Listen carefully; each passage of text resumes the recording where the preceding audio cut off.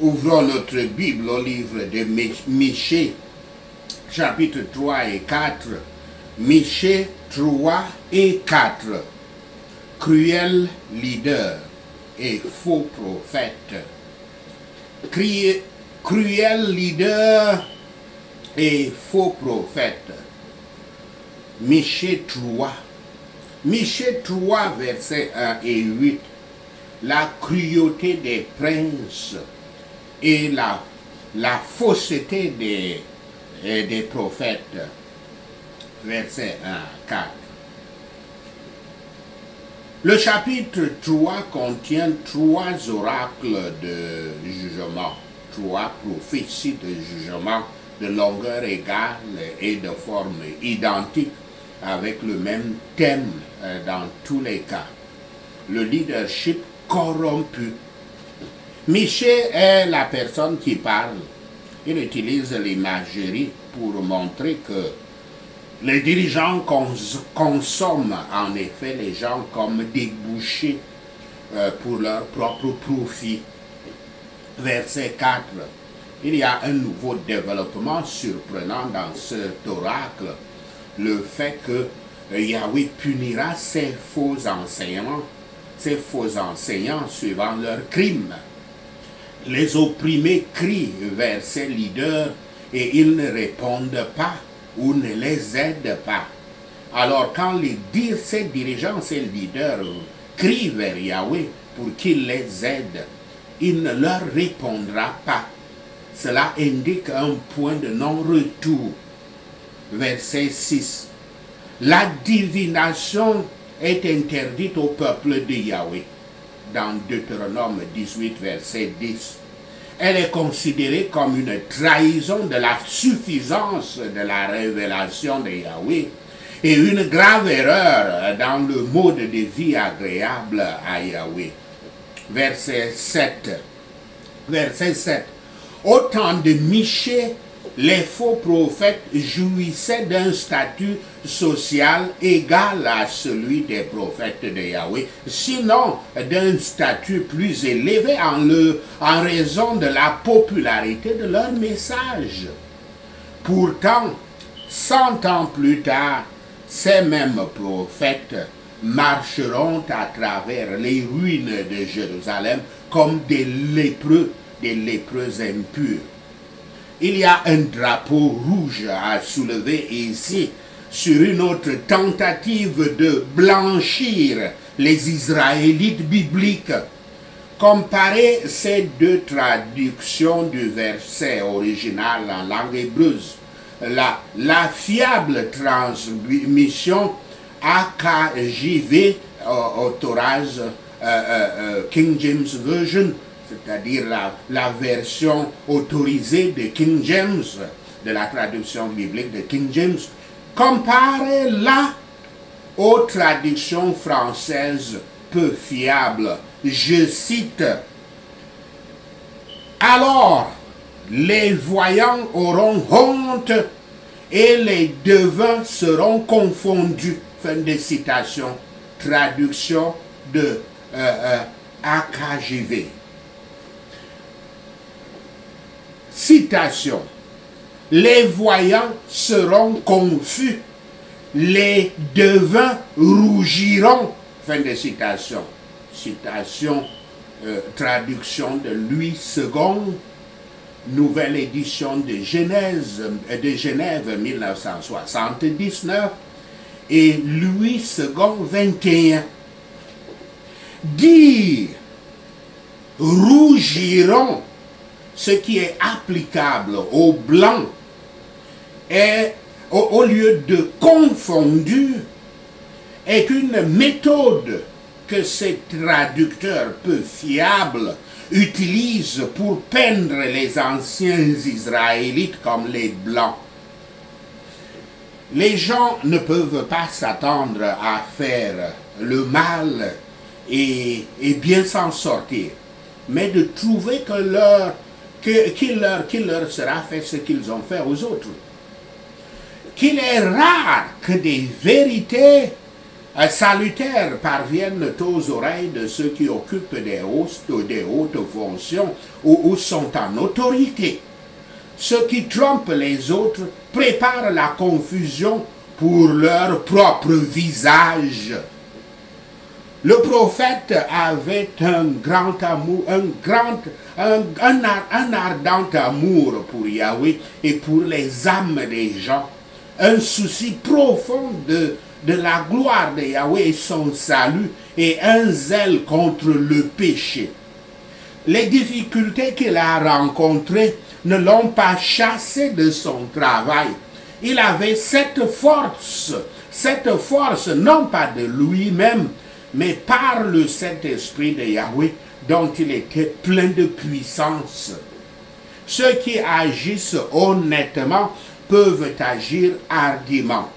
Et ceux qui viennent écouter la parole de Dieu doivent être disposés à être informés de leurs fautes, doivent le prendre avec bonté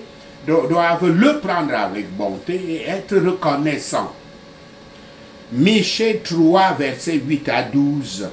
Leur fausse sécurité. Verset 12. Versets 9 à 12. Ceci est un troisième oracle contre le gouvernement corrompu du peuple. Ce dernier oracle parle du leadership en général, ajoutant les prêtres pour leur nom aux dirigeants, les prêtres par leur nom, ajoutant les prêtres par leur nom aux dirigeants et aux faux prophètes. Verset 12. C'est le seul verset de l'Ancien Testament qui est cité mot par mot, mot à mot ailleurs dans l'Ancien Testament, quelques 100 ans plus tard. Je cite, Michée de Moréchet prophétisait du temps des Échéas, roi de Juda, et il disait à tout le peuple de Juda, ainsi parle l'Éternel des armées, Sion sera labouré comme un champ, Jérusalem deviendra un monceau de pierre, et la montagne de la maison une haute forêt. Fin de citation. Citation de Jérémie 26, verset 18. Yahweh cède juste pour un moment à cause de la fidélité du roi Ézéchias. Les murs de Sion ne doivent aucune reconnaissance à ceux qui les ont bâtis par le sang et par l'iniquité. Le péché de l'homme ne fait pas la justice de Yahweh. Même quand les gens font ce qui est bon en soi, mais le font pour un gain dégoûtant, cela devient une abomination à la fois pour Yahweh et pour l'homme. La foi repose en Yahweh comme le fondement de l'âme. La présomption ne s'appuie sur Yahweh que comme un accessoire et l'utiliserait pour servir un tout. Si le fait que les gens aient Yahweh parmi eux ne les empêche pas de faire le mal, cela ne pourra jamais leur empêcher la souffrance du mal pour le faire. Voyez la ruine du méchant Jacob. Par conséquent, Sion sera labouré comme un champ. Ceci avait été exactement accompli avec la destruction de Jérusalem par les Romains. Et il en est ainsi jusqu'à ce jour. Si les lieux sacrés sont pollués par le péché, ils seront détruits et ruinés par les jugements de Yahweh. Michée 4. Michée 4, versets 1 à 8. La paix du royaume du Christ. Verset 1. La prédiction qui ouvre le chapitre 4 est similaire aux autres exemples dans les prophéties de l'Ancien Testament, tels qu'Ésaïe 2, versets 2 à 4 et Osée 3, verset 5. La mention d'ouverture des jours derniers est également utilisée dans le Nouveau Testament pour se référer au futur, où Yahweh mènera toutes les prophéties à leur accomplissement. Je cite quelques-unes de ces écritures. Mais l'Esprit dit expressément que dans les derniers temps, quelques-uns abandonneront la foi pour s'attacher à des esprits séducteurs et à des doctrines des démons. Fin de citation. Citation de 1 Timothée 4, verset 1. Citation. Sache que dans les derniers jours, il y aura des temps difficiles. Fin de citation. Citation de 2 Timothée 3, verset 1. Citation. À vous qui, par la puissance de Dieu, êtes gardés par la foi pour le salut, prêt à être révélé dans les derniers temps. Fin de citation. Citation de 1 Pierre 1, verset 5. Citation. Il vous disait que dans les derniers temps, il y aurait des moqueurs marchant selon leurs convoitises impies. Fin de citation. Citation de Jude 18, verset 1 à 5. Presque chaque religion ou divinité du nord-est africain antique avait une montagne qui lui était consacrée. Et le plus souvent, un temple se tenait sur cette montagne ou colline selon le cas. À cette ère, la montagne symbolise le règne de Yahweh, son instauration de l'ordre sur le chaos, l'accès au ciel et sa présence sur la terre. La montagne de Yahweh s'élevant au-dessus des autres montagnes signifie que Yahweh régnera en souverain quand les nations abandonnent leurs idolâtries, leurs croyances dans les philosophies humaines, les doctrines et les raisonnements, et viennent le reconnaître et l'honorer comme le vrai Dieu. Les nations ne se sont pas encore soumises au prince de la paix pour forger leurs épées en charrue, et la guerre n'a pas cessé. Mais ce sont des promesses très précieuses relatives à l'Église évangélique qui seront de plus en plus accomplies, car il est fidèle et il l'a promis. Il y aura une Église glorieuse pour Yahweh, établie dans le monde dans les derniers temps, au temps du Messie. Yahshua lui-même la construira sur un rocher. Les gentils adoreraient leur dieu d'idole et ils adoraient leur dieu d'idole. Les gentils, les païens adoraient leur dieu d'idole et suivaient leurs enseignements et doctrines mondaines et charnelles, leurs mauvais rituels et pratiques. Mais autant annoncé, le peuple s'attachera à Yahweh de plein cœur et se réjouira de faire sa volonté. Le mot s'asseoir décrit ceux qui ne marchent pas selon la parole divine. La collecte des captifs de Babylone était un acte de guérison, de purification et de prospérité de l'Église. Et le règne du Christ continuera jusqu'à ce que succède le royaume éternel des cieux. Mettons-nous les uns aux autres, joignons-nous les uns aux autres pour assister aux ordonnances de Yahweh, afin que nous puissions apprendre ces saintes voies et marcher sur elles, recevoir la loi de ses mains qui, étant écrite dans nos cœurs par le Saint-Esprit, peut montrer notre intérêt à la justice du Rédempteur. Michée 4, versets 9 à 13, les jugements à venir sur Jérusalem mais le triomphe final d'Israël. Versets 9 à 11. La souffrance du peuple dans la captivité à venir est annoncée ici. Certaines traductions de la Bible interprètent le roi et le conseiller comme une référence aux figures humaines et interprètent ainsi la question du verset 9 comme un sarcasme. Mais le verset 9 est parallèle au verset 11, suggérant donc ainsi que ces mots sont une référence, ces paroles sont une référence à Yahweh comme roi. Dans cette compréhension, la question est rhétorique. Mais Yahweh a-t-il péri? Bien sûr que non.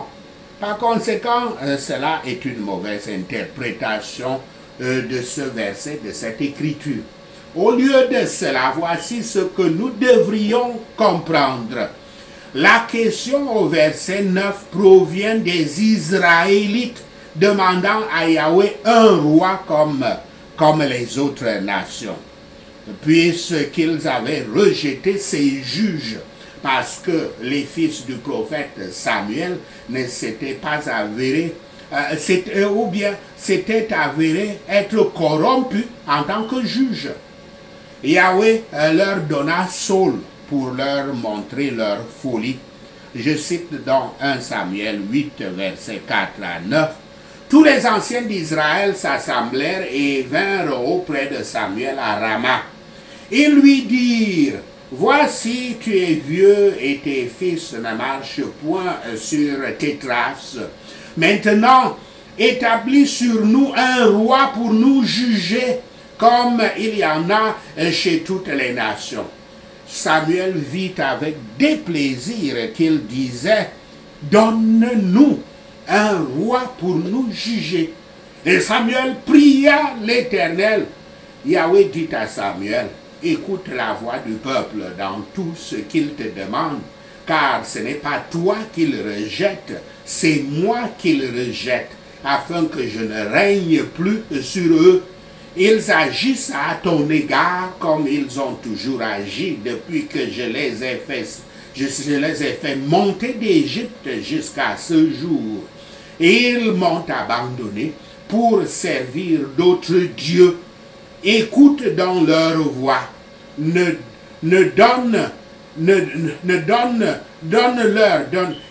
donne-leur des avertissements et fais-leur connaître le droit du roi qui régnera sur eux.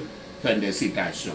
Par conséquent, Michée se moque des Israélites, leur demandant: pourquoi pleurez-vous maintenant à haute voix?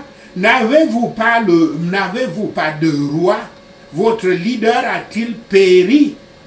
Car ils avaient rejeté les juges de Yahweh, qui étaient des prophètes mettant en pratique le règne du Seigneur sur son peuple au jour le jour. Ils voulaient des rois séculiers qui, malheureusement, ne peuvent pas les sauver et meurent comme tout le monde. Versets 1 à 13. Il y a une torsion ici. Alors que ces nations pensent qu'elles détruisent Israël par elles-mêmes, en réalité, Yahweh les utilise pour punir, purifier et raffiner son peuple comme de l'or. Alors que leurs actions sont utilisées par Yahweh en ce moment, il finira par punir ces nations à la fois pour leurs actions et leurs intentions mauvaises. Beaucoup de nations se rassembleront contre Sion, l'église de Yahweh, pour se réjouir de ces calamités. Elles ne comprendraient pas que le Seigneur les avait rassemblés comme des gerbes sont rassemblés pour être battus, et que Sion sera fortifié pour les réduire en pièces. Rien n'a encore eu lieu dans l'histoire de l'église juive en accord avec cette prédiction. Quand Yahweh aura un travail conquérant à faire pour son peuple, Il leur fournira la force et la capacité pour cela. Les croyants devraient pleurer à haute voix sous la détresse avec la prière de la foi, pas avec le découragement. Sachez ceci et le Seigneur Yahweh vous bénira. Prenons ces points de prière. Prions Michée 3 et 4. Écoutez, leader du peuple de Yahweh, chef de la terre de Dieu, prenez garde à la justice, vous qui haïssez le bien et aimez le mal, au nom de Yahshua le Messie. Vous qui arrachez la peau de mon peuple et la chair de ses os, affrontez la justice au nom de Yahshua le Messie.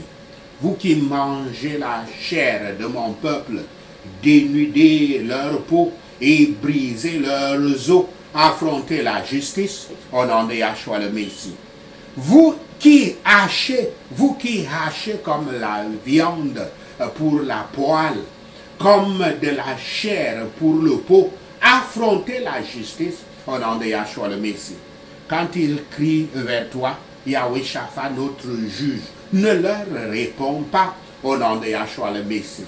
En ces temps-là, cache-leur ta face à cause du mal qu'ils ont fait au nom de Yahshua le Messie.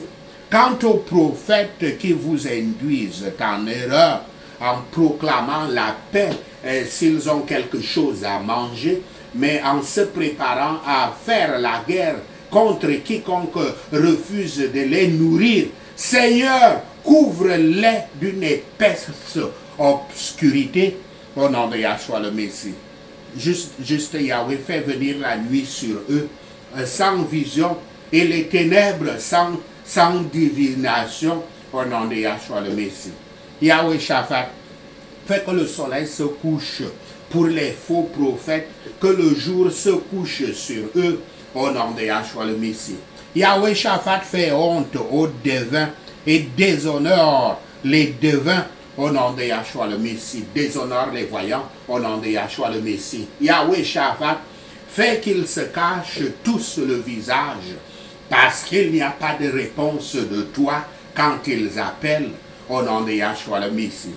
Mais moi, je suis rempli de puissance avec le Saint-Esprit de Yahweh au nom de Yahshua le Messie. Avec justice et puissance, je déclare au peuple de Yahweh sa transgression, à son Église son péché au nom de Yahshua le Messie. Écoutez ceci, leader du peuple de Yahweh, leader du pays, qui méprisait la justice et dénigrait tout ce qui est juste, au nom de Yahshua le Messie, je prie. Vous qui bâtissez le temple de Yahweh avec l'effusion du sang et son Église avec la méchanceté, écoutez, au nom de Yahshua le Messie. Vos leaders jugent pour un pot de vin, vos prêtres enseignent pour un prix, et vos prophètes disent des fortunes pour l'argent. Au nom de Yahshua le Messie, je prie. Mais ils cherchent le soutien de Yahweh et disent, c'est le Seigneur n'est-il pas parmi nous? Aucun désastre ne viendra sur nous. Au nom de Yahshua le Messie. C'est pourquoi, à cause de vous, le temple de Yahweh a été labouré comme un champ. Son église est devenue un tas de décombres. La colline du temple, un monticule recouvert de fourrés. Au nom de Yahshua le Messie. Au dernier jour, au temps de Yahshua, la montagne du temple de Yahweh est établie comme la plus haute des montagnes. Au nom de Yahshua le Messie. La montagne du temple de Yahweh est élevée au-dessus des collines et les peuples y accourent au nom de Yahshua le Messie. Plusieurs nations viennent et disent, venez, montons à la montagne de Yahweh, au temple du Dieu de Jacob, au nom de Yahshua le Messie. L'Éternel nous enseigne ses voies, afin que nous marchions dans ses sentiers, au nom de Yahshua le Messie. La loi sort du temple de Yahweh, la parole du Seigneur sort de son église, au nom de Yahshua le Messie. L'Éternel juge entre de nombreux peuples et règle les disputes pour les nations fortes lointaines au nom de Yahshua le Messie. Ils forgeront leurs épées en soc de charrue et leurs lances en hameçon au nom de Yahshua le Messie. La nation ne prendra pas l'épée contre la nation et ne s'entraînera plus pour la guerre au nom de Yahshua le Messie. Chacun s'asseyera chacun s'asseyra sous sa propre vigne et sous son propre figuier et personne ne l'effraiera car l'Éternel des armées a parlé au nom de Yahshua le Messie. Toutes les nations marcheront au nom de leur Dieu, mais nous marcherons au nom de Yahweh notre Dieu pour toujours et pour toujours au nom de Yahshua le Messie. Au jour du Messie, Yahweh rassemble les boiteux, il assemble les exilés